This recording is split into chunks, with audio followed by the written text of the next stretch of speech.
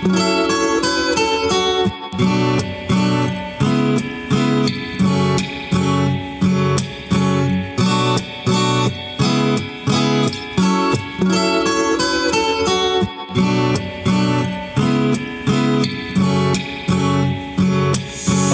and I'm drowned in awe, and I wanna break down my walls, yeah. Do you get the picture? I just wanna get with you.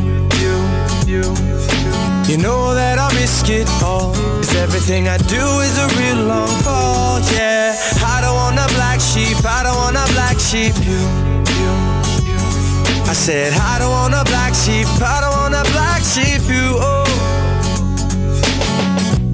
When I see your smile, girl, yeah. Are we supposed to be doing a talk show, Robin? I'm sorry, I was just caught up in that song right there. That guy is good. Very good. That is Alex Martin. He's on the phone, not singing. He's waiting to talk. Yes, he is. Right? But that's this is the real deal. He's good. He is obviously a singer. He's also a songwriter. I assume he wrote that song then, right? Mm-hmm. It's good stuff. And a producer. He's got an amazing story. His life wasn't always so great. He grew up in I think in the West Coast, like L.A. maybe. I'm not sure, but I know New York. So he's kind of like a bi-coastal guy. So he had a group, the 718 Entertainment Group, based in Ridgewood, New York. He's a teacher, a comprehensive musician. He plays alto, saxophone, ukulele, guitar, bass, piano, and a variety of hand percussive instruments. He's a lobbyist for educational opportunity programs in schools. It doesn't say it on his list, but I can say he's an amazing vocalist as well. That was some good singing right there. Very good. He's got a new EP called New California. We're going to learn about that in just a bit. Let's say hello to Alex Martin. Good morning, Alex. Hey, good morning, Larry. How you doing, man? I have a son named Alex, so right away I'm drawn to you. Right away. Just. Thank you, man. So where are you right now? I literally just got off of the Fox 45 Baltimore. I just had a morning show appearance. I'm literally in the green room right now taking this call. In what? I'm really, yeah. In what city? Baltimore. Oh, in Baltimore. Okay, all right. Yeah, drove down from New York City this morning. So I understand why people want to interview you. Are very, very good at this whole thing called music. Not everybody is. A lot of people sound like they look good. You know, they have the good look, and then you hear them, and oh gosh, they're not quite there. But you got it. Thank you, man. I sincerely appreciate it. Thank you. So Robert was telling me a little bit of your story this morning, and I'm going to ask you to take it. I'm just going to start it off. Your father made you play guitar. What did he? Your father made you play certain songs on the streets in order to raise money? Yeah, I was basically like put out on the streets with my two little brothers by my father at a very young age. We used to play like Beatles songs, and we would go out and essentially perform these songs and make money. But when we got home, that money wasn't used for education or food all the time. I mean, I'm here and alive still, so it was mostly, but most of it went to, quite frankly, it went to crack. So that's not cool. Wow. And so, where was that? Yeah. Where was that? That was in L.A. That was back and forth. I moved 15 times by the time I was 15. I went to like 5 elementaries, 3 high schools. It's a miracle that I even got into the university that I did. Wow. But it got you going to. So was your dad a musician? What was the whole connection between having you playing on the streets and music? Yeah. So my dad plays guitar. So he didn't teach me. I actually bought one growing up, and I just wanted to learn and just to get away and go play in my room. But he used to play a little bit. Yeah, but he never really did anything with it. He just used it to get his stuff. Oh, okay. So where can I ask you? These are probably all over the map questions. I got some beautiful music you sent us. I want to make sure we share with the audience. But where was your first paying gig? What was it? Was it a bar or what happened? Are you talking like when I got paid to play music? Yeah. Or are you talking about like where I'm not in that situation? Okay. Yeah. I'll be honest with you. I've been playing music my whole life. I've had a million gigs. It's just kind of it's a shot in the dark for me. I can think back to this event that happened when I was like 7 and 8, and I was like, oh yeah, I got paid for that. I really didn't pay for that. It's like Right. But I would say a big show that one of the first big shows that I feel was a big breakthrough was my homecoming concert at St. Lawrence University. Oh. That was a great show, okay. And that was actually a week. That was like 3 weeks ago. So you're very new. 3 weeks ago. No, I'm not new. I've always done the music. I just haven't shared the story. I don't think people want to hear it. Okay, and I was wrong. Okay, so tell me about the EP. How many songs on an EP? On this EP? So we're going to be on this EP. We're going to be releasing 5, and then by the end of the year, we're going to release another single after that. Okay. It's going to be. We actually named it on the way up based off of some of the lyrics in the EP itself. So it's going to be called No Finish Lines. Okay. And it's basically diving more into my story with songs like Miles, which tells you more about like the introspective aspect of this. And then, I have my fun side where I've grown and I'm not thinking about that. I'm not just a kid with a story. I'm a person that wants to live and thrive and grow. I'm not going to just let that always bear me down. And I'm not Alex Martin, the kid who's begging on the street. I'm just Alex Martin. And I just want people to know that, Now, you've got a lot to offer. I mean, you're a good looking guy and I'm guessing the girls are all happy to see you. And so I hope I have the right picture of you. There are a few Alex Martins out there. And on this broadcast, on the video part of this, I wanted to make sure I had a picture. Did you perform? Please tell me you did. Did you perform on something called, what was it? I have it on this thing. Street? Yeah. Yep. Bridge Street, yep. Yes. Okay. That's you. Me. Okay. Yep. Yes. You are so totally amazing because according to your bio at age 16, that's when you had to really be out on your own. I mean, gosh, you taught guitar lessons and you went to school and you did other kind of jobs. Yeah, it was a very tumultuous time. I look back on that time as being the most lost, but also the most constructive time in my life, because it just made what I wanted to do very clear. It's like, what are you going to spend your time? Why are you here? Is basically what I asked myself for those 2.5 years. That's smart. And I just knew that ultimately I just wanted to grow, and it doesn't mean I want to be a billionaire. I just want to be able to not be homeless anymore, or not that I am now, but at the time, it really was that, bouncing around from houses to houses, begging on the street for money. Just trying to stay good in school when I didn't always have money for food. I really, and I ran away 5 days before my 16th birthday. So, it was just a time where I was like, you need to make something of yourself. And when I moved out here, my grandmother died when I moved out here. So there wasn't any family. Oh, man. And, I just worked 2.5 years and I got picked up by this university that heard my story. My grades were good enough. They gave me a shot, and nice. Here I am 6 years. 8 years later now. Tell me about the songwriting. I want to say something. You're a very good songwriter, and again, I'm just from the outside looking in. It looks like you got everything it takes to be successful in that world. The one thing I'm glad of, and I am a big Beatles fan, so please don't take this the wrong way, but I'm glad your music is not influenced by the Beatles, only because it would sound so dated. I mean, you sound like today, Wow, thank you, man. I appreciate that, Larry. Thank you. So, I try to keep things simple, but I try to keep the concepts, original, but also just, I just share what's in my heart ultimately, and because I'm in this generation, there's definitely some things that have picked up, and it's part of the sound palette. But I really don't try to be in any genre. I just create, and that's it. All right, I'm gonna play a song that you wrote about the way I pay for lunch. It's called Visa, and it was a joke. It was a joke, Robin. That was a joke. Nobody laughed at all. All right, so tell me about the song Visa. It's got nothing to do with my lunch. I was just being silly. What is the song? No, that's great. What is the song? So Visa, I actually recorded that 2 weeks ago. What you're hearing right now is the rough draft. That's not going to be on the album. Okay. On the EP, excuse me. But Visa is basically I love, one of the first instruments I had was a steel drum, and I've always tried to incorporate that into my music. So I was playing the steel drums on this track, and I wanted to also have a track that confused you. It says something Latino, or it says something has an Islander vibe, which I know is pretty popular nowadays. But still, it's something that I just found to be, nice. I just like the sound of the steel drums. Nice. This song is more of an upbeat bumper.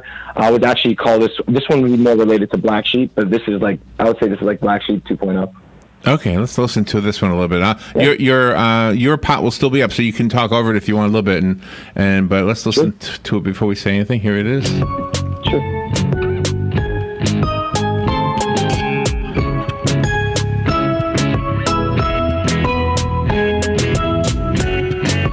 My señorita, yeah, you're so sweet, yeah.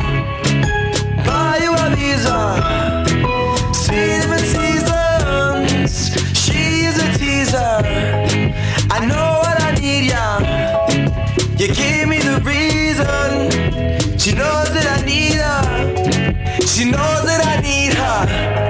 She knows that I need her. She knows that I need her.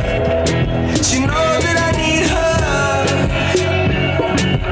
And all of the stuff that you hear is recorded in my studio in Brooklyn right now. Oh, really? You have such an attractive voice.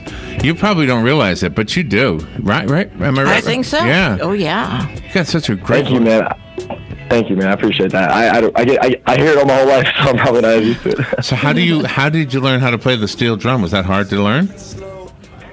I'm one of those people that just like keeps banging his head on the wall till it breaks. What is totally amazing about you kept up your studies, and then we were told that in your senior year you studied abroad in London, and while you were doing that, you were teaching music to the underprivileged children in the borough. Yeah, I was working at Ackland Burley in the borough of Camden, which is equivalent to, just say a rougher area in the United States. And I didn't let, my story kind of take only, this is only an American story. I know there's struggles worldwide. I know there's kids out there that don't feel like they have an outlet, like they don't have a voice, like they can't grow or build themselves, or just look at the role models that they have right now. I mean, a lot of people are doing drugs, and that's not cool to me, quite frankly, that it's acceptable that you have, Zanny being oh my gosh, that's a great thing to hear you say. You know what I mean? So I'm really sitting here, like, genuinely trying to bring a positive message back to music, because music is one of the most powerful message deliverers. I don't even know if that's a freaking word. But, it's not a freaking word. No. But that's okay. It is now. Yeah. But yeah. I really don't want that power to be squandered with very low energy, concepts that people need to really kind of like, these are kids listening to this stuff, I remember, I don't know. I just want them to have something else to choose from. You're a great messenger for this. You're a great messenger for this message, and you are a great messenger for the people you want this message to be heard by. I really, truly believe that. I think, first of all, the sound has to be good, and you've got it. The talent has to be there, and you've got it. The message, I don't know. Some people want different messages, and just from my perspective, and I'm guessing all parents' perspectives, you've got the message we want you to deliver. We want our kids to enjoy music, but at the same time, we want to make sure the messenger is giving a decent message, and you're doing it, and it's in a very cool way. I mean, you got a very cool thing about you. And I hope you don't mind a 64-year-old guy telling you that. You were on the swim team in high school and the bowling team, and you still are an advocate for physical fitness. Yeah, I go to the gym like 5-6 times a week. It's my way to battle and cope and use the things that I've experienced as fuel. And when you are able to leverage experiences to make them positive and productive, then you start to realize that your weakness is your strength. And that's where you really start to grow as a person. How did, when you worked with the juvenile delinquents, how did they accept you, and did some really embrace what you said? Yeah, I've worked with everything. I worked with kids from London. I worked with kids in Harlem at the Harlem Children's Zone. I taught music there for a year, my first year out of college. I was a supervisor for 15, 19-year-olds in rural America, up in upstate New York, like real far upstate, who have nothing but drugs or nothing but idle time. And I connected with all of my students for sure. I had a lot of touching stories that have been shared with me, about what has happened since I was introduced to them or we met.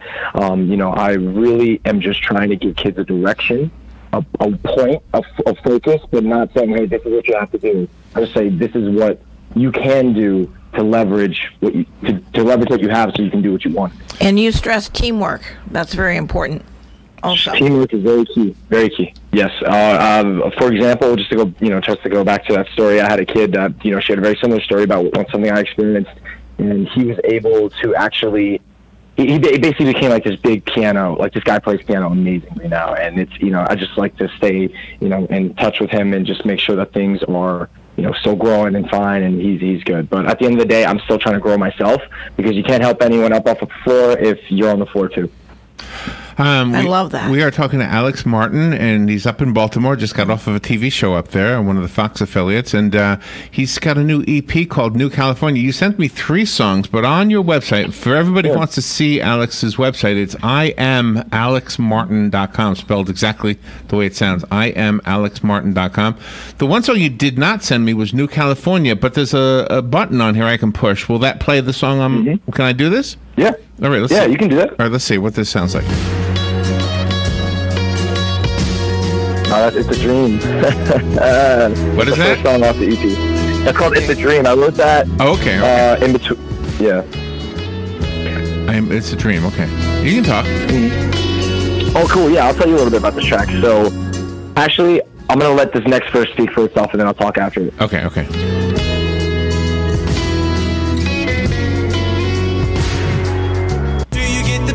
Uh-oh. These are samples, aren't they? What's that? No worries. What's up? I'd rather live life without the gripe, no suit and tie, no 9 to 5, stressful bills, bye-bye, rest assured I'll be alright. Slow the days have come and gone, if this is real, I hope I'm wrong. What remains stays the same, stay insane. Yin and yang. Nice. There's got to be sunshine today. And yeah, you can check that. Got it. Yeah. How does God play a role in your life? I honestly, to me, it's logical. I didn't get through what I got through by myself. To me, it's that simple, but it's hard to explain. So, what is your life like now? Are you a personal question? Do you have are you married? Do you have a girlfriend? No, I'm 23. I'm 23 years old. No girlfriend. Okay. I'm sitting here. I'm still figuring myself out. You know, I'm still growing myself. Yeah. You know, I've had girlfriends. You know, not that I haven't, but I'm really just focused on just making this happen. Right. Yeah. Well, good for you. I want to give it my 100%, and I'm the type of person to be 100%. So if a girl gets involved, she's gonna get another 100, and that's not. I want to put that 100 towards the music right now. One of your key things also is appreciation of others, because a lot of people have creativity and they're afraid to let it show for fear that they're going to be criticized. Yeah. I guess appreciation yields gratitude, which yields happiness. When people aren't grateful because they don't appreciate what they have, they become miserable. And I've been very grateful for every little scrap of opportunity I've had to get me to where I'm at now. And that's kind of where I stand with that. Go ahead, Rob. Sometimes people bury their feelings. What kind of advice do you give to people to unbury those feelings so they can move forward? I'm one of the worst persons to talk about that. No, because honestly, I've been sitting here with the story this whole time, but I haven't been sharing it. And what I have to say is that you are only going to be able to receive as much as you're able to be vulnerable and give out. And I think that you got to have trusting people. Well, I don't share this with everyone. There are people that I know for years who don't know anything about my past. There are people that I've met in one day, and they know so much more about me because that's the caliber of person they are in their heart.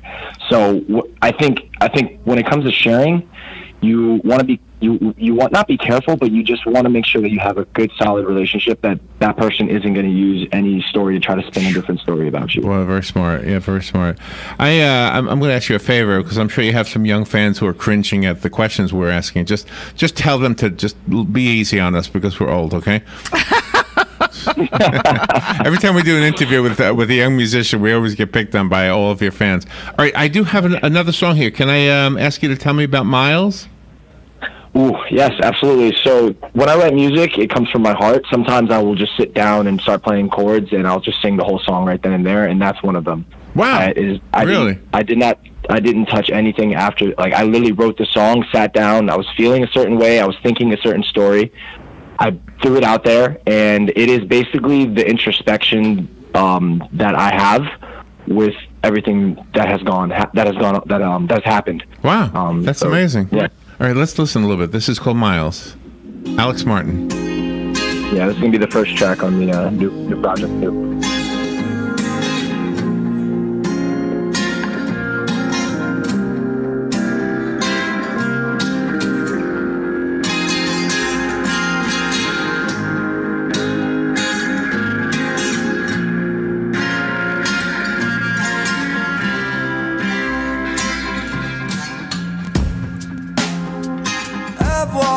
miles, over mountains, and through the trial. And I've walked along the water where the sun don't ever falter. No, I got a lot of things to do. I feel it in my bones, so it's true. I never wanna give up on my dream, 'cause that means I'm giving up on me. Really nice. I just love the. Is that a 12-string guitar there? You're not sure? I think I did write it on a 12-string. You just reminded me, actually. I didn't know if it was a 12-string or maybe you had some kind of an effect on it that made it sound like a 12-string, but that was really nice. I'm looking forward to listening to the rest of your music, Alex. Thank you. So how do we get it? It's for sale on iTunes, is that right? Yeah, so you can find it on any major market. You can find it on Google. You can find it on Tidal. You can find it on Spotify and iTunes. Quite frankly, I post a lot of links and a lot of content and a lot of previews on my Instagram. So you can follow my Instagram at @Iam_Alex Martin. Again, that's Iam_Alex Martin. It spells how it is. And you can also check me out on my IamAlexMartin.com. You are a recipient of a scholarship for college, and now you're giving back because you're not only the recipient of, but you're a board member of the Stephanie Marie Burgos Scholarship. Yeah, Stephanie Marie, she was, sadly I never met her, but her family gave me the scholarship, I think 2 years after her passing. She was on the autistic spectrum, and her passion was pure music. So when they came across my story, and I didn't have parents helping me out with school or anything, they gave me a modest but still a scholarship nonetheless to buy books and sheets and stuff that people take for granted. And you're also a lobbyist. I mean, you go to the New York Capitol building to speak for educational opportunity programs. Every February on Advocate Day, yes, I do that. I speak with the president of the HEOP program, who I'm very close with. We lobby and advocate for the continual support and funding of HEOP, which is a higher educational opportunity program that allows kids who don't have the financial means to succeed in school and college, but the potential intellectually. Alex, you are inspirational. Thank you for being on the air with us. In the list of instruments that you are skilled at, please put voice, because your voice is an instrument, not just with music, because you've got a beautiful singing voice, but if you're using your voice to speak up for kids in school up in Albany, is it Albany or where do you go? What's the capital? What's the state? So Albany is the capital of New York, and that would be New York State. So yeah, Albany is the capital. That's where you go. Okay. Yeah. In other words, your voice is an instrument in more than one way. Alex Martin, what an honor to get to meet you at this point in your career. Come back. Don't forget us. Don't forget us when you're the next big thing. Okay. Likewise, Larry, man. Thank you. I really appreciate you having me, man. Thank you. All right, we'll be right back.